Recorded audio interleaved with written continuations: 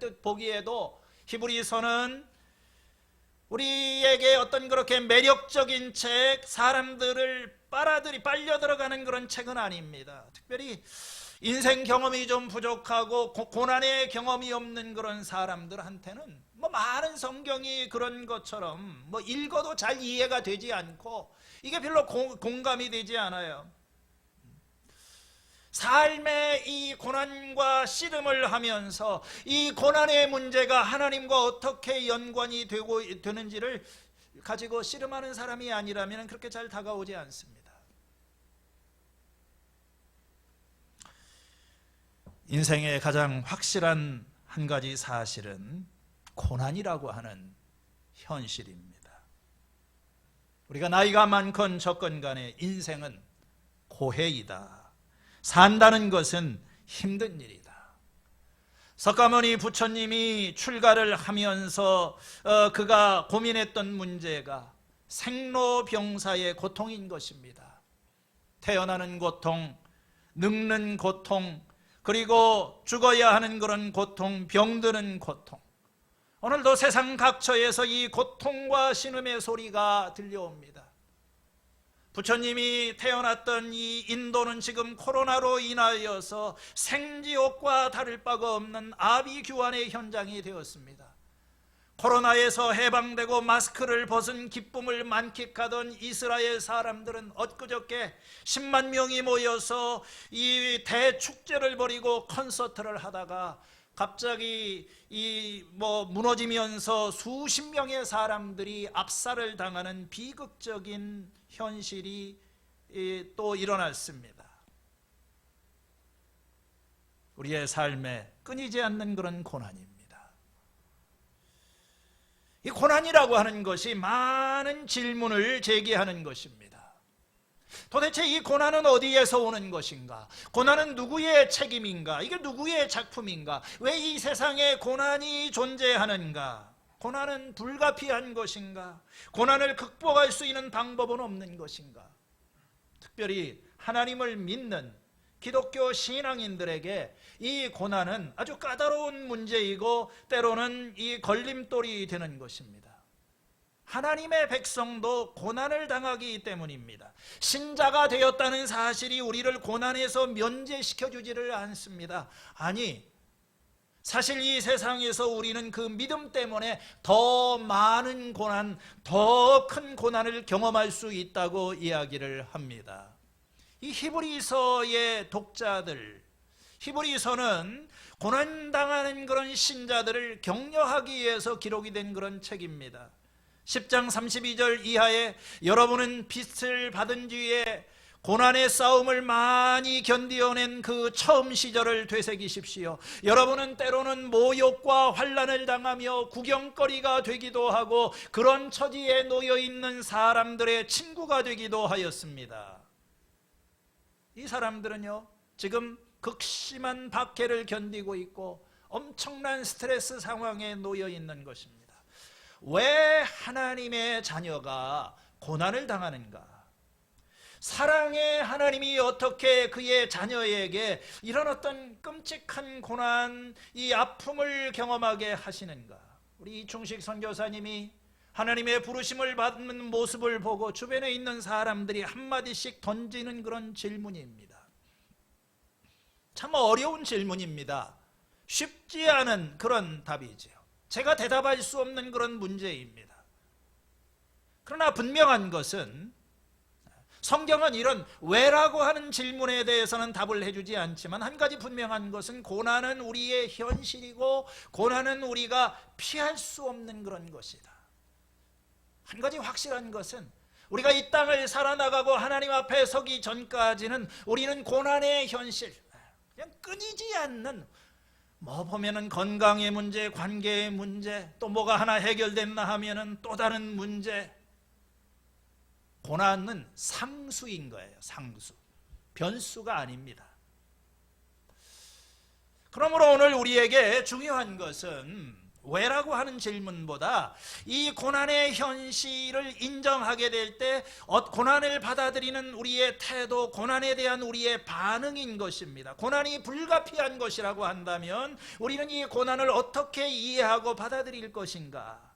원치 않는 고난이 내 삶에 닥칠 때 그것을 받아들이는 다양한 방식이 있어요. 첫 번째는 마지못해서 받아들이는 겁니다.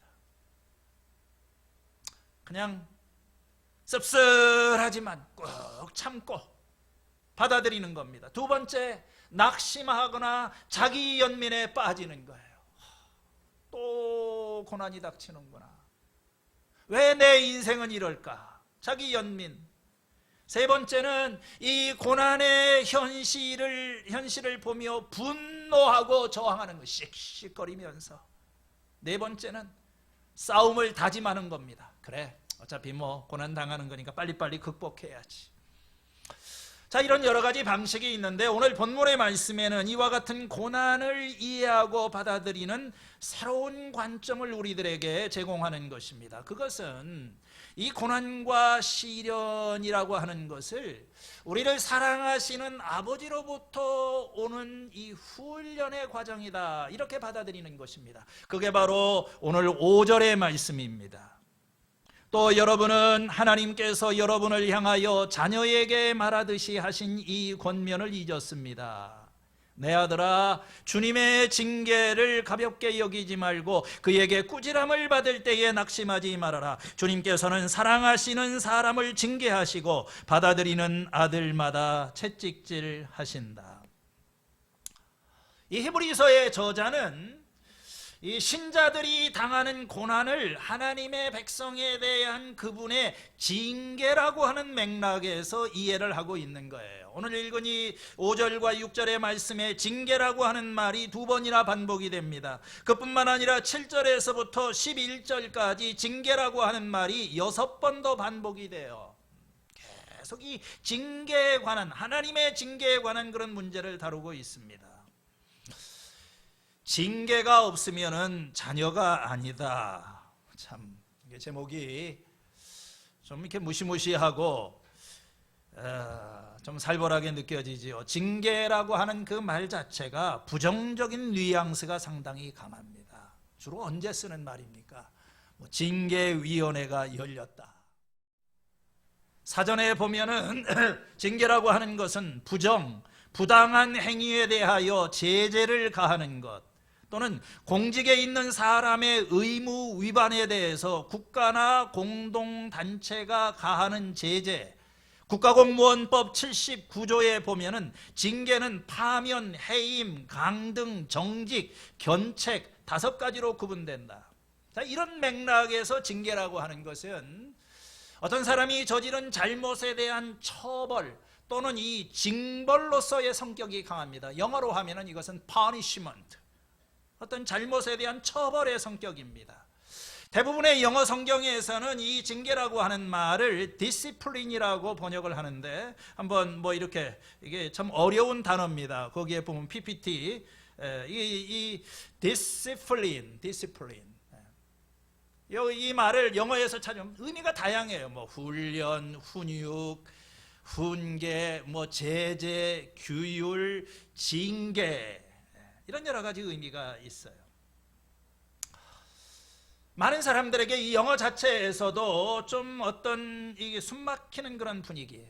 혹시 여러분들 죽은 시인의 사회라고 하는 그 유명한 영화를 보셨는지 모르지만 거기에 나오는 학생들, 그 아주 굉장히 오래된 전통을 가지고 있는 이 학교의 교훈이 뭡니까? 전통, 규율, 명예, 탁월함, tradition, honor, 그 다음에 discipline, 여기에 나오는 discipline, excellence, 이 discipline이라는 것이 규율인 거예요. 이런 학교에 다니게 되면 좀 숨막히고 답답한 느낌을 가지게 됩니다. 뭔가 좀 억압적인 그런 분위기, 강제적인, 안 지키게 되면 처벌하는 그런 분위기. 그런데 이러한 이미지는 성경 자체가 원래 말하고자 하는 그런 용어의 의미와는 차이가 있어요.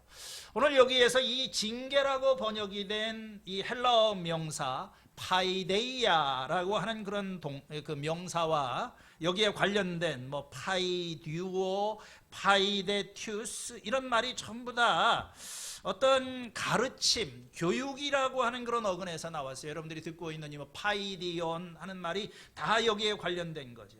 그렇기 때문에 여기서 이 파이데이아라고 하는 말은 다양하게 훈련하고 잘못을 고침으로써 이 젊은 사람들을 교육하는 것과 관련이 있는 거예요. 다시 말하면 교육을 통해서 잘못된 것을 바로잡는 거, 바로잡기 위해서 뭔가를 가르치는 거, 교정하는 거, 그게 바로 이 징계의 원래 의미인 파이데이아입니다.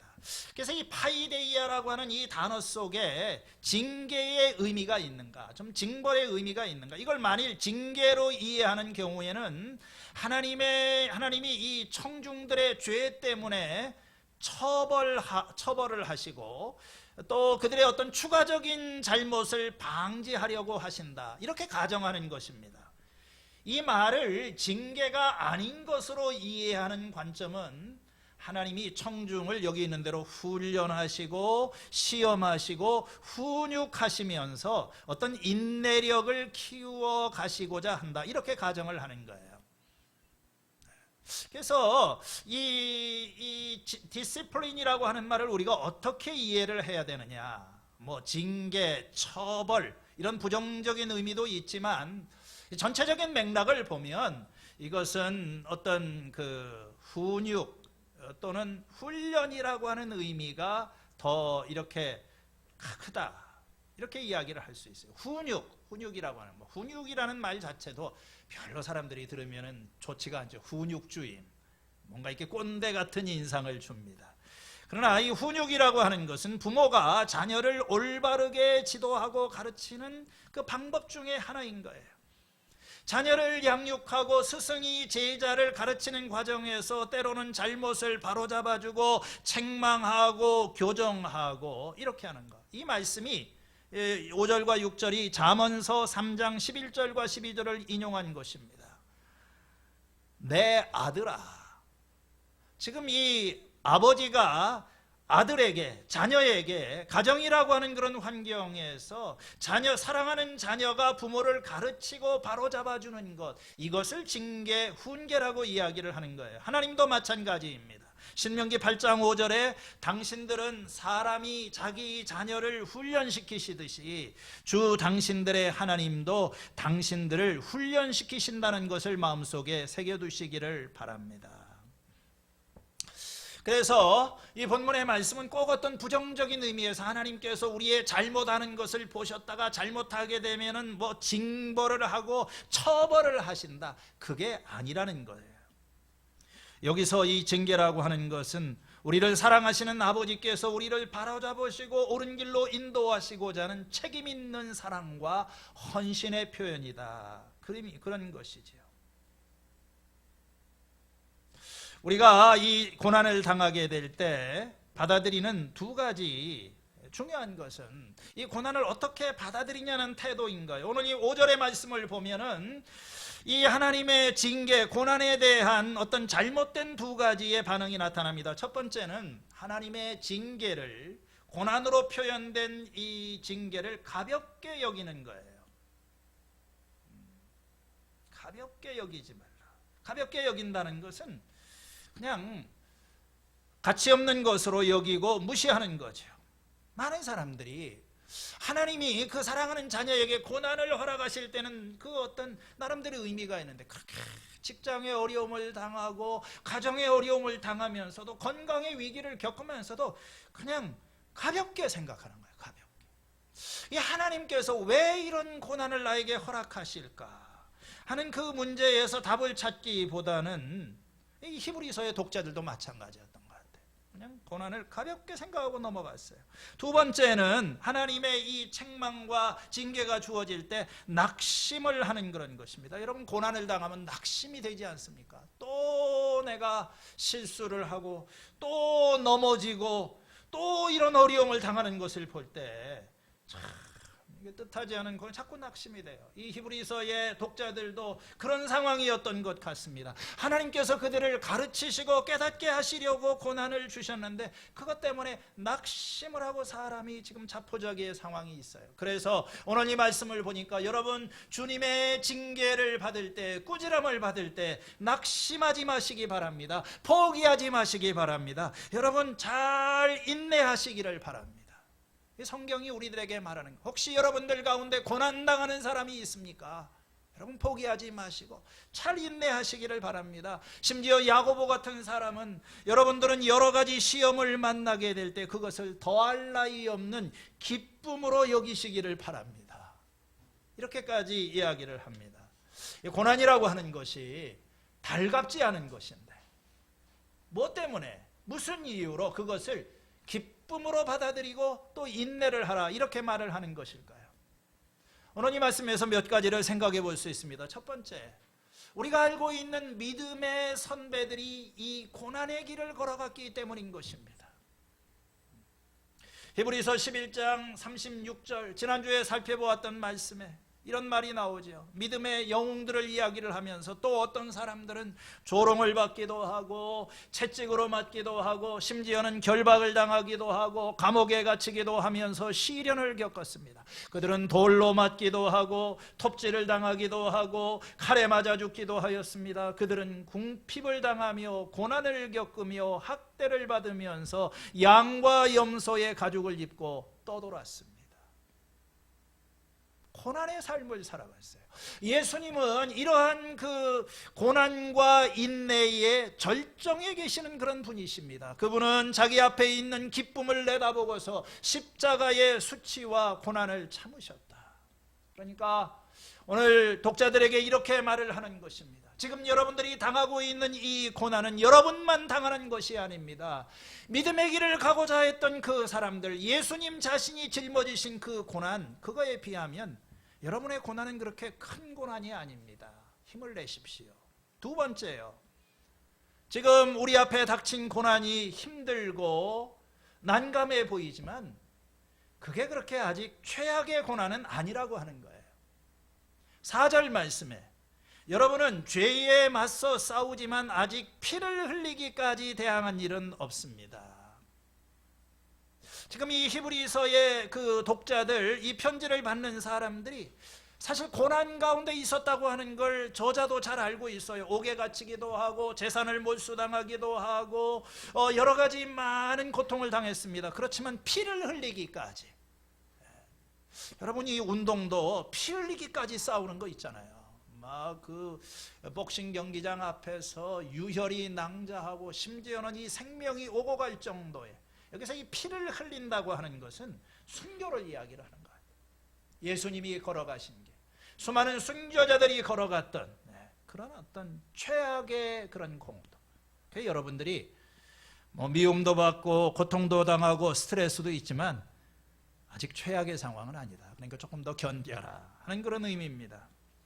세 번째로, 우리가 이 고난을 당할 때 이것을 기쁨으로 받아들이고 견딜 수 있는 것은 이 고난이 하나님의 징벌이 아니라 사랑의 표현이기 때문이라는 거예요. 6절의 말씀이지요. 주님께서는 사랑하시는 사람을 징계하시고 받아들이시는 아들마다 채찍질을 하신다. 참 쉽게 수긍이 되지 않는 그런 말입니다. 아니 어떻게 사랑하는 자녀를 하나님께서 징계하실 수가 있고 또 거기다가 채찍질까지 하실 수가 있을 것인가? 나는 그런 사랑 원하지 않습니다. 하나님 그렇게 사랑하지 마시고 좀 고난 좀 없게 해주세요. 아직 우리 신앙의 어린아이 단계에서는 매 맞는 것도 싫고 주사 맞는 것도 싫고 하나님 고통 없는 좀 세상에서만 살게 해주세요. 하나님께서 그렇게 안 하신다는 겁니다. 어떤 사람에게는 하나님께서, 모든 사람은 아니라고 할지라도 이 고난의 경험을 통하게 하시는데, 이 고난이 뭐냐? 하나님이 미워하셔서 그런 것이 아니라 사랑하기 때문에 사랑하는 자들을 하나님께서는 징계하신다. 우리가 부모가 자식을 이렇게 볼 때 매를 들고 또 징계를 하고 이렇게 하는 것은 다 자식을 사랑에 대한 표현인 것처럼 하나님도 마찬가지예요. 하나님이 우리에게 고통을 주신다, 하나님의 고난의 원인이다, 이렇게 얘기하는 것은 옳지 않습니다. 고난이라고 하는 것은 어떤 이 타락한 세상의 외적인 문제, 그리고 내 속에 있는 죄의 문제, 스스로 만들어낸 이 세상 자체의 문제일 경우가 많아요. 하나님이 고난을 주시는 건 아니에요. 그렇지만 우리가 이 고난의 상황 속에 들어갈 때 그걸 보고 계시는 하나님은 목적이 있고 계획이 있으시다는 것입니다. 그 하나님의 계획이 뭡니까? 사랑입니다. 하나님께서 우리가 어떤 일이 터지고 문제가 생기게 되면 그 다음에 나타나셔가지고 그래, 네가 이런 일을 당했구나, 그럼 내가 이 고난을 선으로 바꾸어 주겠다, 그렇게 하지 않으시고 그건 수선을 하는 거지요. 픽스를 하는 게 아니라 하나님은 처음부터 이 어떤 우리의 상황을 보시고 이 고난을 통해서 우리를 이렇게 변화시켜 나가시는, 우리를 더 좋은 모습으로 만들어주는데 하나님은 관심이 있으신 거예요. 그리고 이 하나님께서 우리를 더 좋은 사람으로 변화시켜 가시는 그런 수단, 방법 가운데 하나가 고난이라고 하는 것입니다. 우리에게 징계로 느껴지는 바로 고난이라고 하는 거예요. 7절과 8절의 말씀은 이 하나님으로부터 오는 징계의 필요성을 좀 더 구체적으로 말을 합니다. 여러분, 징계를 받을 때에 참아내시기를 바랍니다. 왜요? 하나님께서는 자녀를 대하시듯이 여러분들을 대하시기 때문에 그렇습니다. 아버지가 징계하지 않는 자녀가 어디에 있습니까? 이렇게 질문을 던져요. 그런데 요즘 세상에는 이 질문 자체가 사실은 좀 무색합니다. 여러분도 아시죠? 아버지가 징계하지 않는 자녀가 어디 있습니까? 많지요. 너무 많지요. 어떤 사람의 책을 보니까 공항에 이렇게 비행기를 기다리고 있는데 4살 배기 어린아이가 부모의 뒤를 느릿느릿 따라가면서 악을 쓰는 모습을 봤어요. 거의 5초 간격으로 괴성을 지르면서 주변 사람을 악을 써가면서 울고 있는데, 보니까 뭐 한계에 부딪혀서 도와달라고 하는 게 아니라 이거 분명히 의도적으로 내는 그런 소리예요. 그렇죠? 자기가 원하는 것을 얻어내기 위해서 막 괴성을 지르고 있는 겁니다. 이 제멋대로 행동하는 아이들, 그리고 그 아이를 그냥 버려두고 있는 이 부모들 많지요. 어느 모임에 이렇게 저녁 식사 자리에 초대를 받았는데 이 아이들 가운데 뭐 제멋대로 행동하는 그런 아이들이 있어요. 어느 부부가 데려온 한 5살, 6살짜리 아이가 테이블 위에 놓인 빵을 다 자기 앞으로 가져다가 그것도 가운데만 퍼먹고 막 주변 사람들한테 무례한 행동을 하고 혼자 폭군처럼 행동을 합니다. 그런데 부모는 당황한 표정으로 그냥 멍하니 쳐다만 보고 있고 제지를 하지 않는 거예요.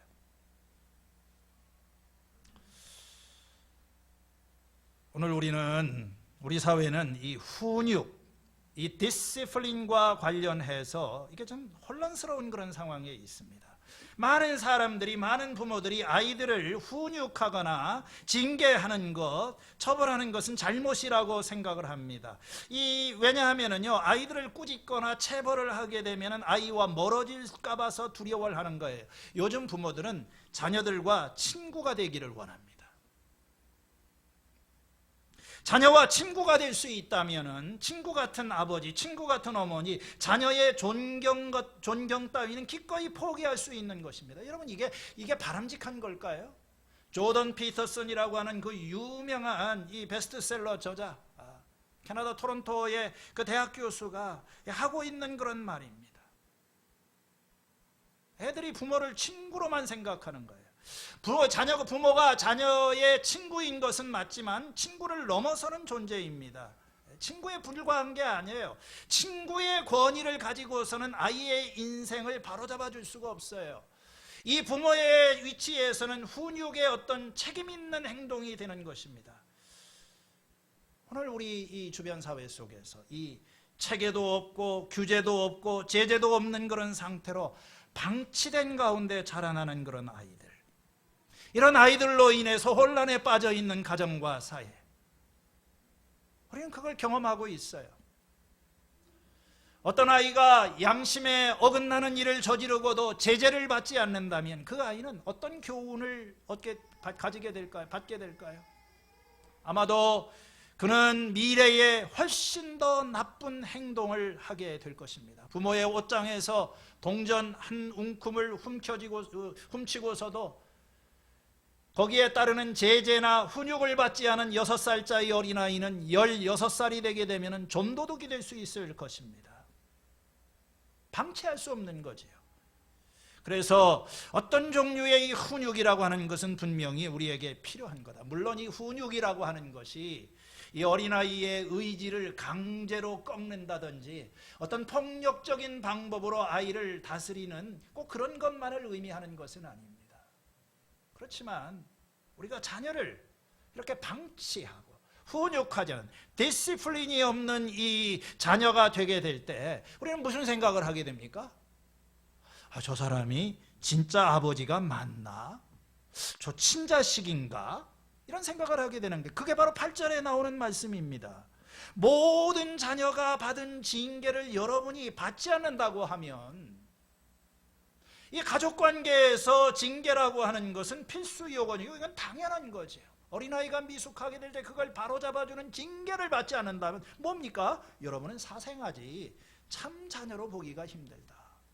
아니 남의 집에 가가지고 아이가 뭐 놀고 있는데 어떤 아이가 막 남의 물건을 함부로 다루고 또 스프레이를 가져다가 막 벽에다가 찍찍 뭐 이렇게 막 그어 쌓고 또 뭐 이게 초등학교 5학년짜리가 옆에 보니까 뭐 담배를 뻐끔뻐끔 보고 있는데 어른들은 옆에서 그냥 낄낄낄 하면서 관심도 안 가지고 보고만 있는 거예요. 왜 그럴까요? 자기 자식 아니지요. 여러분, 징계라고 하는 것은요, 하나님이 나를 자녀로 받아주신다는 그런 것입니다. 내가 자녀이기 때문에, 사랑하는 자녀이기 때문에 하나님께서는 우리를 그냥 방치해 두지 않으시고 거기에 따른 하나님의 그걸 바로잡아 주시려고 하는 제재가 들어오는 거예요. 그렇기 때문에 제롬이라고 하는 사람은 이런 말을 했어요. 이 모든 것 가운데 가장 큰 분노, 하나님의 가장 큰 분노는 우리가 죄를 지을 때에 더 이상 우리에 대해서 분노하지 않으시는 것이다. 최고의 심판은 뭐냐면요, 그냥 버려두는 거예요. 버려두는 거예요. 이놈은 얘 가르치기가 어려운 존재구나. 그럼 네가 알아서 인생 살아라. 오늘 여러분들 여기에 고난을 당할 때 고난이 참 달갑지가 않지요. 그렇지만 이 고난 속에 하나님의 사랑이 있고 나를 하나님께서 자녀이기 때문에 하나님께서 이렇게 하시는 거구나, 그런 말이죠. 9절에서 11절에 보면은 육신의 아버지와 영들의 아버지, 하늘 아버지를 이렇게 비교를 하고 있는 거예요. 우리가 육신의 아버지도 훈육자로 모시고 공경을 하거든. 옛날에 다 그러지 않았습니까? 어른이 무슨 얘기를 하게 되면, 훈육을 하게 되면 당연히 공경을 하고 복종을 하고 이렇게 살았어요. 사실 여러분, 훈육을 받는다는 거, 훈계를 받는다는 거 참 쉬운 일 아닙니다. 저도 참 조심스러워요. 어떤 분들은요, 제가 목회자로서 이렇게 얘기를 하더라도 굉장히 자존심 상해 하시는 분들이 굉장히 많아요. 좀 이렇게 도와드리려고 가더라도. 우리 교인들은 물론 제가 볼 때는 뭐 거의 그런 일이 없는데, 우리가 책망을 받고 꾸지람을 받고 어떤 이 훈계가 들어가게 되면 원망스러울 수 있어요. 우리 애들도 그랬어요. 근데 이제 시간이 지나고 나면은 그 훈계의 의도와 목적을 깨닫게 되고 부모를 존경하게 되는 거죠. 그러니까 이 훈계와 징계라고 하는 것은 부모 자식 간의 관계가 정상적으로 유지되기 위해서 꼭 필요한 것이다. 그렇게 함으로써 우리가 살게 되는 거예요. 보세요, 여러분들. 복종하고 이렇게 훈육자로서 우리가 복종을 하고 살아야 한다는 것이 너무 당연하지 않습니까? 여러분, 우리가 이렇게 이 징계를 받아들이고 복종하는 것은 이게 무슨 선택의 문제가 아니라 생사가 걸린 문제예요. 생존의 문제. 그래야지 제대로 살 수가 있는 것입니다. 우리가 하나님을 공경하고 그분의 징계를 받아들여야 되는 이유가 뭘까요? 10절에 나오는 말씀대로 이 하나님의 징계는 참 우리들에게 달갑지 않아 보이지만, 그러나 그 속에 그것은 어떤 육신의 아버지가 하는 그런 징계와 비교할 수 없을 만큼 완전한 것이기 때문에 그렇습니다. 10절에 육신의 아버지는 잠시 동안 자기들의 생각대로 우리를 징계하였지만 하나님께서는 우리를 자기의 거룩하심에 참여하게 하시려고 우리에게 유익이 되도록 징계를 하십니다. 육신의 아버지도 징계를 하지요. 사실 옛날의 아버지들은 무시무시했어요. 로마 시대의 아버지들은 자식을 팔아넘기기도 하고 생사여탈권을 가지고 있었어요. 심지어는 결혼한 다음에도 아버지가 모든 권한, 절대적인 권한을 가지고 있었어요. 물론 이 아버지가 어떤 선의를 가지고 징계할 수 있지만, 그러나 이 육신의 부모는 안타깝게도 불완전하고 미성숙한 존재입니다. 두 가지 한계가 있어요. 자기의 생각대로 징계를 합니다. 그 동기와 그 과정과 방법에 있어서 자기 생각대로 하는 거예요. 그 자기 생각대로 하는 징계가 자녀에게 도움이 될 수도 있고 그렇지 않을 수도 있습니다. 두 번째로 이 육신의 아버지의 징계라고 하는 것은 잠깐 동안 하는 겁니다. 아이가 어렸을 때에 회초리 들고 좀 큰 소리 내서 훈계할 수 있는 거지, 아이가 청소년이 된다거나 청년이 되게 되면 더 이상 그런 방법은 먹히지가 않는 것입니다. 어떤 인간 부모의 징계라고 하는 것은, 우리도 징계를 받고 또 저도 아이들한테 이런 말 저런 말을 하지만 이게 사실 굉장히 불완전하고 미성숙한 거예요. 자식을 위해서 내가 하는 말이다 하지만 사실 자기 감정을 통제하지 못해서 분노하는 경우가 많아요. 제가 우리 아이들 클 때 저도 참 이런 실수를 많이 했어요. 우리 은택이를 크면서 막 그 사춘기의 민감한 시기에 아이가 눈을 딱 부릅뜨고 저한테 정면으로 응시하게 되면 저한테 불꽃이 튀게 되는 겁니다. 그러면 애를 때려 잡는 거예요. 내가 몽둥이를 들은 건 아니지만 이놈이 어디서 아버지한테 하면서 막 이렇게 해서 다 너를 위해서, 이걸 애를 그냥 그대로 두면 안 된다고, 애를 위해서 그런 거죠. 근데 사실 나중에 보면 제 감정이 엄청 들어가 있던 거예요. 제 감정을 통제를 못한 거예요. 욕심. 그러니까 이제 그게 앙금이 되고 상처가 되고 이게 받아들이지가 않아요. 하나님의 징계는 그렇지 않아요. 하나님은 완전하신 분이시고 우리를 가장 객관적으로 이렇게 보시기 때문에 하나님의 징계는 그렇게 임의적이고 우발적이고 감정에 의해서 되는 것이 아니라는 것입니다. 하나님께서는 왜 징계를 하시느냐?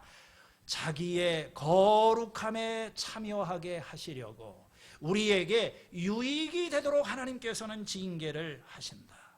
그래서 이 하나님의 징계를 잘 견딘 사람에게는 아름다운 열매가 있는 거예요. 11절의 말씀을 보면 뭐라고 했습니까?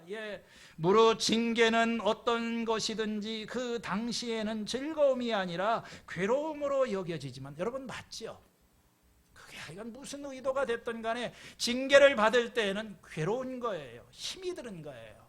그렇지만 이 믿음의 사람들은 그 고난 속에서 하나님께서 이 주시는 그 미래의 열매를 바라보는 것입니다. 그걸 잘 견디게 되면 나중에는 이것으로 훈련받은 사람들한테 정의의 열매, 평화의 열매를 맺게 된다. 여러분 앞에 이렇게 나오는 내용을 보세요. 하나님께서 이런 고난의 징계를 통해서 우리의 유익과 우리의 평화와 우리의 의와 우리의 거룩함으로 하나님께서 이렇게 만들어 가시는 그런 과정이다. 이게 다 뭡니까? 성품입니다. 성품. 이 하나님의 궁극적인 목적은 뭐냐면요, 우리의 성품이 하나님을 닮아서 거룩하게 되는 거예요. 우리가 예수님을 믿지만 하나님의 은혜로 구원을 받고 자녀가 되었지만 옛 성품이 그대로 있지 않습니까? 이 말하는 거, 행동하는 거, 어떤 기질과 성품이 그대로 남아 있어가지고 이 분노와 이 이기심과 이 혈기를, 이 주체를 못해가지고 막 다른 사람한테 상처를 주고 나 자신의 인생을 망가뜨리는 이걸 보고 하나님께서 그냥 두실 수가 없잖아요. 그럼 이걸 변화를 시켜야 되겠는데, 이 사람의 성품을 변화시켜 나가는 것은 고난을 통해서 이루어진다.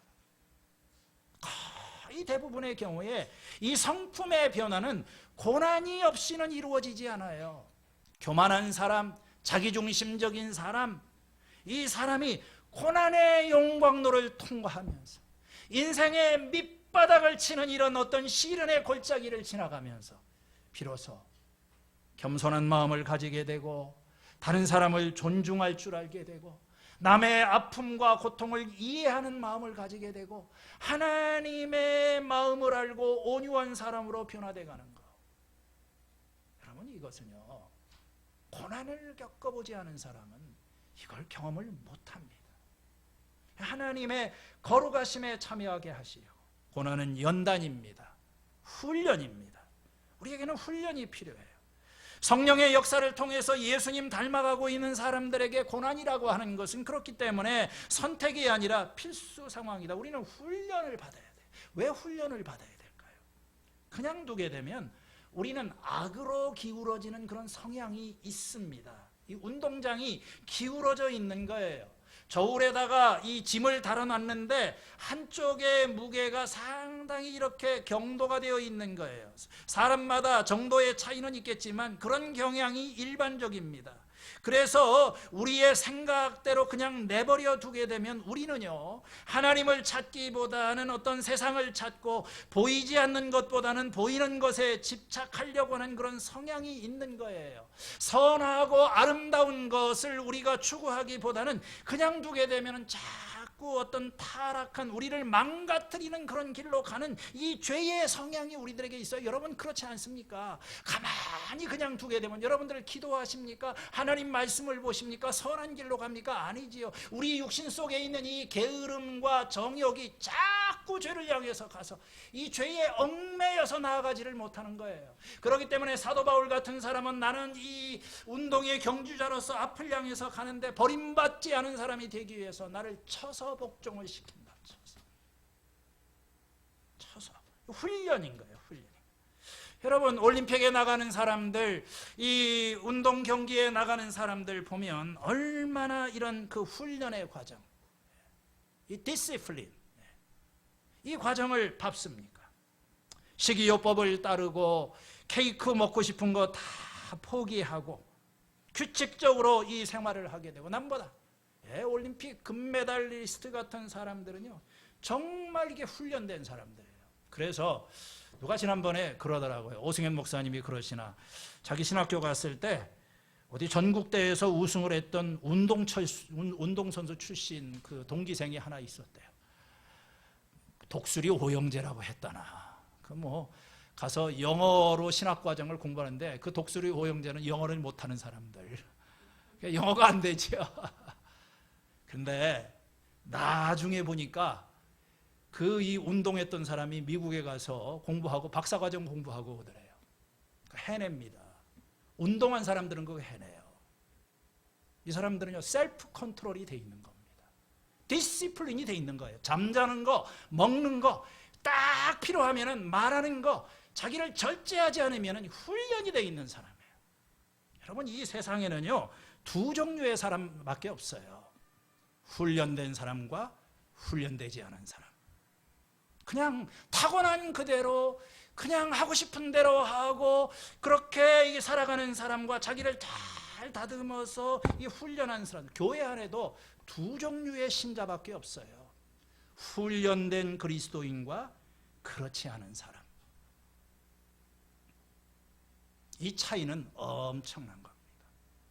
오늘 우리가 영적인 성장과 변화를 원하지만 왜 성장이 없는가? 기도의 훈련, 말씀의 훈련, 순종의 훈련. 여러분, 이 훈련을 하지 않으면 이게 영어로 디시플린이에요. 이게 훈련이기도 하고 훈계이기도 하고 징계이기도 하고, 그게 달갑지 않은 거죠. 고난의 과정이지요. 이 고난 속에서 나의 육신을 죽이고 이 속에서 자신을 이기는 법을 배우지 않는다면, 훈련되지 못한 사람은 오합지졸의 군대가 되어가지고 죽기 살기로 상대방이 나한테 대항을 하고 달려오면 견딜 수가 없는 겁니다. 공부라고 하는 것이 그런 훈련의 과정이고 믿음도 훈련의 과정인 거예요. 오늘 이 말씀 가운데 결론입니다. 12절과 14절에 이렇게 해서 이렇게 이제 호소를 하는 겁니다. 그러므로 여러분, 나른한 손과 힘 빠진 무릎을 일으켜 세우고 똑바로 걸어가시기 바랍니다. 그래서 절름거리는 다리로 하여금 삐지 않게 하고 오히려 낫게 해주십시오. 지금 이 히브리서의 편지를 받고 있는 이 독자들은 지쳐 있습니다. 우리가 12장 첫 부분에서 보았던 마라톤 경기의 비유로 다시 돌아가고 있는 거예요. 한참 뛰다가 지쳤어요. 또 이렇게 탈진한 그런 상태로 지금 이제 손도 이렇게 나른해져 있고 무릎도 힘이 빠져 있고 하다가 그냥 남들은 뛰어가는데 이제 걷고 있는 겁니다. 이제 걷는 것도 지쳐가지고 그냥 주저앉아 버렸어요. 무릎에 힘이 없는 겁니다. 오늘 우리들 보고 이야기를 하는 것 같아요. 오늘 많은 사람들이 이 신앙의 경주를 하다가 지쳐 있습니다. 지금 포기하고 싶고 자꾸 우리 세상으로 이렇게 돌아가고 싶고 그런 유혹이 찾아오게 될 때, 여러분, 하나님께서 주시는 이 고난과 징계를 가볍게 생각하지 말고 여러분 잘 견디시기를 바랍니다. 격려하는 거예요. 하나님이 우리에게 권면하시는 것입니다. 내 사랑하는 아들아, 좀 아프고 힘들겠지만 네가 이것을 딛고 일어나기 위해서 내가 너에게 이 고난의 과정을 가게 한다. 오늘 우리의 삶의 이 문제들 속에서 주님, 자꾸 고난만 바라보고 고난을 피하려고 하고 도망다니고 변화는 되지 않고 이러다가 죽을 때까지 고생할 거예요. 제가 볼 때는. 그러지 마시고 하나님 앞에 여러분의 문제를 내어놓고 주님, 저를 연단해 주시고 저를 정결케 하시고 변화시켜 주세요. 딱 그거 해결되면 그 다음부터 아주 순탄한 길을 걸어가게 될 줄로 믿습니다. 오늘 우리의 삶의 여러 가지 문제들 가운데 이와 같은 믿음을 가지고 달려가는 우리 겨자씨 교회 성도님들 되시기를 주의 이름으로 축원합니다. 하나님 아버지, 이 고난 속에 하나님의 사랑이 있고 저희들을 올바로 이끌어 가시려는 이 하나님의 은혜가 있는 것을 보게 하여 주시옵소서. 고난이 두려워서 뒷걸음질하고 도망다니는 사람 되지 않게 하시고 이 고난을 통해 주시는 하나님의 선물과 은혜와 유익을 경험하도록 우리를 강하게 하시고 이 고통 중에 있는 사람들 견딜 수 있는 힘과 은혜를 허락하여 주시어서 이 고난을 딛고 일어나 하나님이 주시는 상을 받을 수 있는 사람 되게 하여 주시기를 기도합니다. 예수님의 이름으로 기도했습니다.